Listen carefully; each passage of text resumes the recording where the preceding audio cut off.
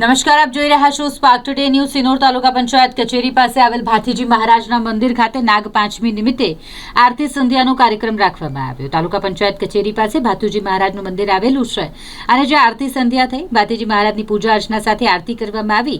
આ દરમિયાન ભાથીજી મહારાજ સૌનું કલ્યાણ કરે એ ભાવના સાથે પ્રાર્થના કરાઈ. અત્રે ઉલ્લેખનીય છે કે નાગપંચમી નિમિત્તે ભાથીજી મહારાજના મંદિર ખાતે મોટી સંખ્યામાં ભાવિ ભક્તો દર્શન કરવા માટે ઉમટી પડ્યા હતા, જ્યાં ભાથીજી મહારાજના દર્શન કરી સૌએ ધન્યતા અનુભવી હતી. મારું નામ છે અવિનભાઈ કાંતિભાઈ વસાવા છું. હું મંદિરના પૂજારી છું. અહીંયા આજે નાગપાંચમી છે.